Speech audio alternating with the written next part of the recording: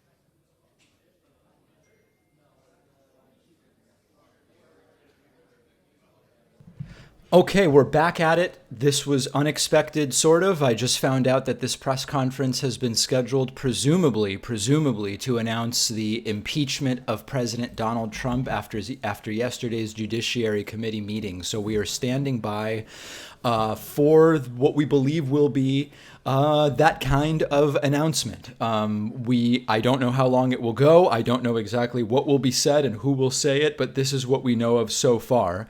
Let's take a look at a couple of news articles about this. This morning, Speaker of the House Nancy Pelosi, House Judiciary Chairman Jerry Nadler, as well as Adam Schiff are expected to announce articles of impeachment against the President of the United States. We will have the impeachment of a sitting president. According to various reports and sources, articles of impeachment are expected to be on abuse of power and obstruction of Congress, with a full House vote expected to occur on Thursday, December 12th, the day after tomorrow. This announcement follows weeks of testimony and hearings in both the House Intelligence Committee and House Judiciary Committee. So if indeed this is it, if indeed this is the time, the announcement that Democrats will be doing this, it will be time to start thinking about the possible paths that this will take. I still believe that unless something significant changes, the odds of actually convicting the president are almost effectively zero. Now, we heard from Senator Chris Murphy, a Democrat in the Senate yesterday, that he believes there are a handful of Republican senators who would consider convicting Donald Trump on impeachment. The problem with that, of course, is you need 67 to do it.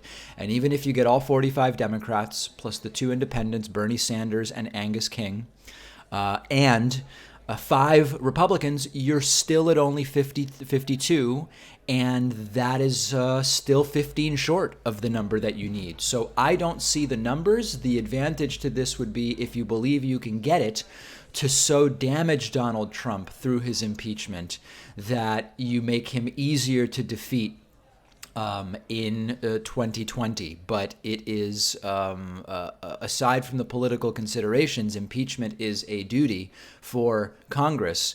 And if the facts point that way, Congress must act regardless of political implications. Looks like there's some activity here. Let's see what's going on.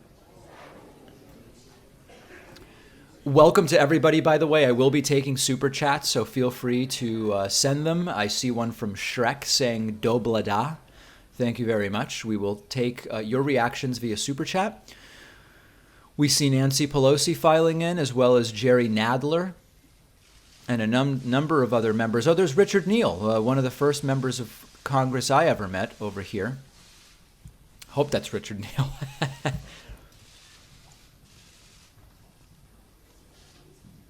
And we will see, presumably Nancy Pelosi will do the talking. There's Adam Schiff as well.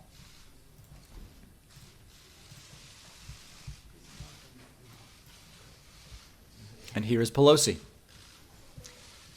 Good morning, everyone. On this solemn day, I recall that the first order of business for members of Congress is the solemn act to take an oath to protect and defend the Constitution of the United States. There's great respect and gratitude that I thank the chairs of the committees, the 6 committees who have been working to help us honor our oath of office. I also want to thank the staff of those committees and the committee members for all of their work over this period of time to help us protect and defend. I want to thank the chairman of the Judiciary Committee, Mr. Nadler, chair of the Intelligence Committee, Mr. Schiff, chair of the Ways and Means, it's the chair of the Foreign Affairs Committee, Elliot Engel of New York, the chair of the Financial Services Committee, Maxine Waters of California, the chair of the Committee on Government Reform and Oversight, Congresswoman Carolyn Maloney. I also want to acknowledge the important work that was done by our dear and departed, may rest in peace, Elijah Cummings as chair of the Oversight Committee. Now pleased to yield to the distinguished chair of the Judiciary Committee, Mr. Nadler. Now we will hear from Nadler, presumably about what we heard yesterday in the hearing, that 10-hour hearing. Thank you, Madam Speaker. Over the last several months, the investigative committees of the House have been engaged in an impeachment inquiry into President Donald Trump's efforts to solicit foreign interference in the 2020 elections, efforts that compromised our national security and threatened the integrity of our elections. Throughout this inquiry, he has attempted to conceal the evidence from Congress and from the American people. Our president holds the ultimate public trust. When he betrays that trust and puts himself before a country, he endangers the Constitution, he endangers our democracy, and he endangers our national security. The framers of the Constitution prescribed a clear remedy for presidents who so violate their oath of office. That is the power of impeachment. Today, in service to our duty to the Constitution and to our country, the House Committee on the Judiciary is introducing 2 articles of impeachment charging the President of the United States, Donald J. Trump, with committing high crimes and misdemeanors. The first article is for abuse of power. It is an impeachable offense for the President to exercise the powers of his public office to obtain an improper personal benefit while ignoring or injuring the national interest. That is exactly what President Trump did when he solicited and pressured Ukraine to interfere in our 2020 presidential election, thus damaging our national security, undermining the integrity of the next election, and violating his oath to the American people. These actions, moreover, are consistent with President Trump's previous invitations of foreign interference in our 2016 presidential election. And when he was caught, when the House investigated and opened an impeachment inquiry, President Trump engaged in unprecedented, categorical, and indiscriminate defiance of the impeachment inquiry. This gives rise to the second article of impeachment for obstruction of Congress. Here, too, we see a familiar pattern in President Trump's misconduct. A president who declares himself above accountability, above the American people, and above Congress's power of impeachment, which is meant to protect against threats to our democratic institutions, is a president who sees himself as above the law. We must be clear. No one, not even the president, is above the law. I want to recognize the great contributions of the investigative chairs, particularly Intelligence Committee Chairman Adam Schiff, Foreign Affairs Chairman Eliot Engel, Committee on Oversight and Reform's former chairman, the late Elijah Cummings, and its new chairwoman, Carolyn Maloney, Financial Services Chairwoman Maxine Waters, and Ways and Means Chairman Richard Neal, who helped lay the foundation for the articles we are introducing today. I also want to thank my Judiciary Committee colleagues who were critical in our work to hold the President accountable and in the drafting of these articles. Later this week, the Judiciary Committee will meet to consider these articles of impeachment and to make a recommendation to the full House of Representatives. We do not take this action lightly, but we have taken an oath to defend the Constitution. And unlike President Trump, we understand that our duty, first and foremost, is to protect the Constitution and to protect the interests of the American people. That is why we must take this solemn step today. Elections are the cornerstone of democracy and are foundational to the rule of law. But the integrity of our next election is at risk from a president who has already sought foreign interference in the 2016 and 2020 elections and who consistently puts himself above country. That is why we must act now. I want to turn now to Chairman Schiff, who will explain the evidence that supports these articles and the need for us to act with such urgency today.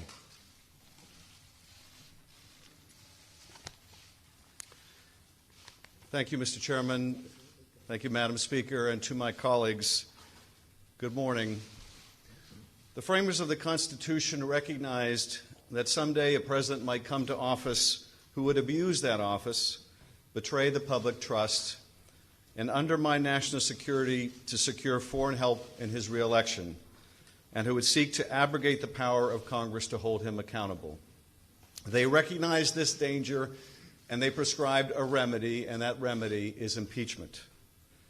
It is an extraordinary remedy and one that I've been reluctant to recommend until the actions of President Trump gave Congress no alternative. We stand here today because the President's continuing abuse of his power has left us no choice. To do nothing would make ourselves complicit in the President's abuse of his high office, the public trust, and our national security. The President's misconduct is as simple and as terrible as this. President Trump solicited a foreign nation, Ukraine, to publicly announce investigations into his opponent and a baseless conspiracy theory promoted by Russia to help his reelection campaign.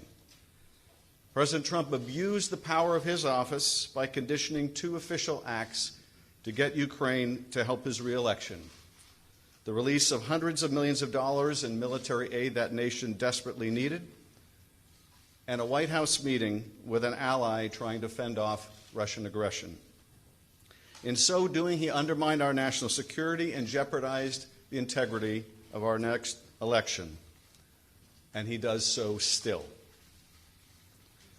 The evidence of the President's misconduct is overwhelming and uncontested. And how could it not be when the President's own words on July 25th, "I would like you to do us a favor, though," lays so bare his intentions, his willingness to sacrifice the national security for his own personal interests.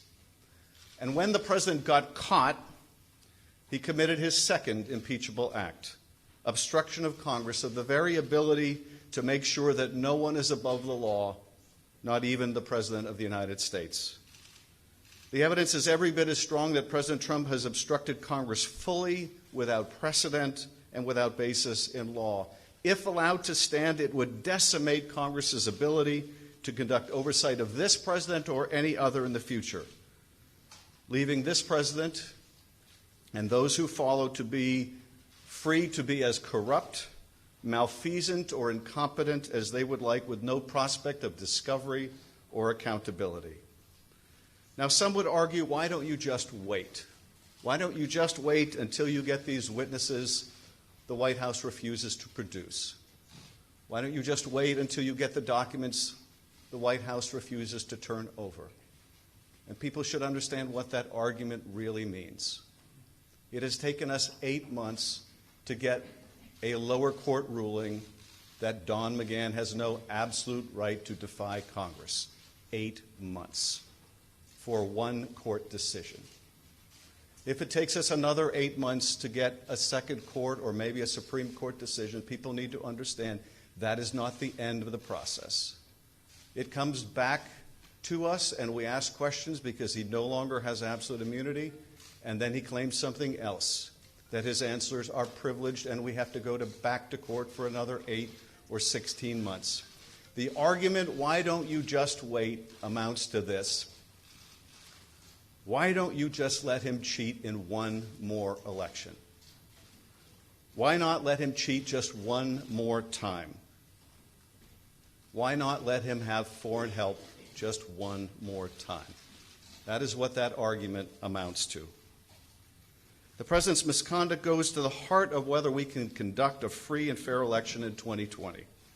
It is bad enough for a candidate to invite foreign interference in our political process, but it is far more corrosive for a president to do so and to abuse his power to make it so. Despite everything we have uncovered, the president's misconduct continues to this day, unapologetically and right now. As we saw when he stood on the White House lawn and he was asked, what did you want in that July 25th call? And he said the answer was a simple one. And not just a simple one on July 25th, but a simple one today, and that is he still wants Ukraine to interfere in our election to help his campaign. Even this week, the president's lawyer was back in Ukraine seeking to revive the same debunked conspiracy theory promoted at the president's behest. Which gets to the final and most pernicious of the arguments that we have heard in the president's defense, that the president can do whatever he wants under Article 2, including get foreigners involved in our elections, and we should just, to quote the president's chief of staff, get over it. Ben Franklin said, we have a republic if we can keep it. The president and his men say, you can't keep it, and Americans should just get over it. Americans don't get to decide American elections anymore, not by themselves, not without foreign help. For the members of Congress, this is not a question of fact because the facts are not seriously contested. It is rather a question of duty. The president's oath of office appears to mean very little to him, but the articles put forward today will give us a chance to show that we will defend the Constitution and that our oath means something to us. I thank you, Mr. Chairman. Laying out the case in the least political terms possible, which I think is the right way to do it. Of course, it won't convince the Trumpists, but it's right to say this is merely what the facts say we must do. It looks like that is it, so we will have time to take questions here. Whoa, okay. So that seems to have gone away. All right, so let's get away from that. Let's see. I wanted to get to, there's so much to discuss here, truly. And I want to hear your questions about it. Let me see if I can get the C-SPAN feed back up, but I cannot. So Democrats announcing the impeachment. Whoa, things going crazy here. Just things getting a little hectic. This was planned very, very last minute. Things getting a little hectic here. I'm glad to take from folks via Super Chat about what is going on, but this is the beginning of what is going to be a very, very long thing. I don't know how else to say it, but this is only the beginning. Some reports saying that there could be a vote in the House as soon as December 12. Others saying, no, that's when Democrats are merely going to start meeting in order to talk about all of this. Let's see here. I think we did have... Let's see if we can get the video back, although it seems to have stopped. In any case, I will take questions from folks. Let's see, as CNN has it. Everything falling apart here. Very, very last minute stream, and for that I apologize. This even surprised me, but we are here. We are here, that is for sure. Although everything else seems to be going wrong, and I don't know why that is.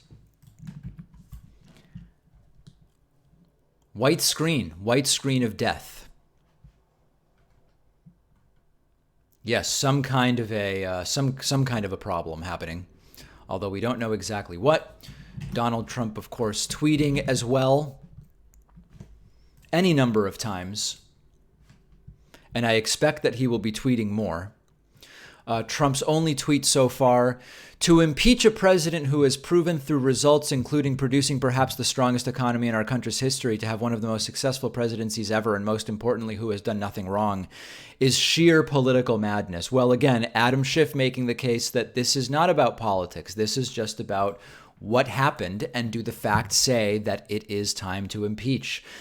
David Mazer says, who is behind Schiff and to his left? Is that Maloney? I'm not sure who that was. Drew Goo says, for everyone screaming hearsay, a hearsay statement may be allowed if it describes or explains an event or condition and was made during the event or immediately after it. Yeah, this idea of hearsay that people are throwing around is very much misunderstood. Gord Orvis says, have a beer to celebrate. John McKinney says, people forget Bill Clinton's impeachment in 1999 did not help him. Al Gore lost the 2000 election because of it. Morton Hermanson says the bad thing about removing Trump is that we'll all have to get a Netflix subscription again. It'll be a boon for Netflix. Full disclosure, I'm a Netflix shareholder, so I guess I shouldn't complain about that. Mark says, do you think any Republican senators will impeach? You know, Chris Murphy says he knows of 5 Republican senators who might vote to convict. I am skeptical of that. I am very, very skeptical of that. I don't know that I see that as hugely likely. He claims it's possible, but... Matilda Nordahl says, hi from a Swede in Switzerland. Thank you, Matilda. I appreciate the support. The hearing has ended for people just joining us. The hearing has ended, but we are taking questions via Super Chat and talking about the implications. Remember that the best way to support what have been 100% coverage live streams of everything impeachment related, now 60 hours almost of streams, is to get a membership at davidpakman.com, or actually better said, at joinpakman.com. We'll take you straight there. One person who just did that is indeed Matilda Nordahl. Thank you, Matilda, who just sent a super chat. I very much appreciate that.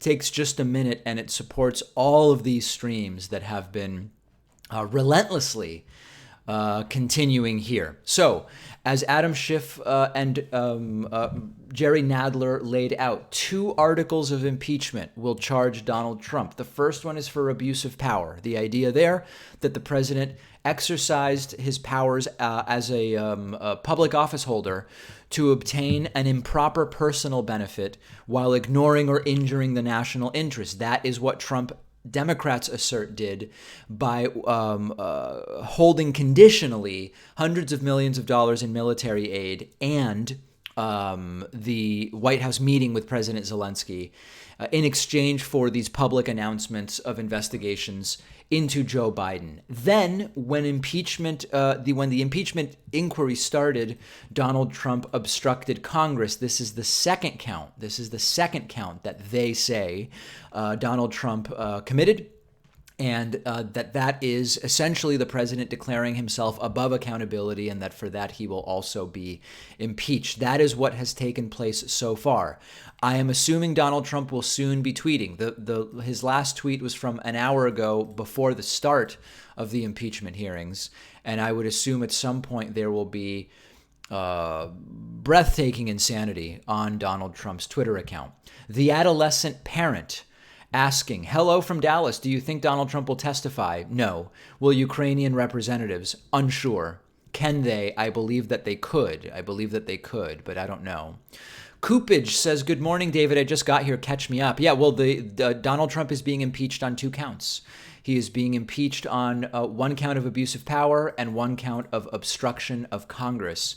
And we are still waiting to find out more about the schedule. Initially, there was a report that there would be a full House vote 2 days from now, on Thursday, December 12th.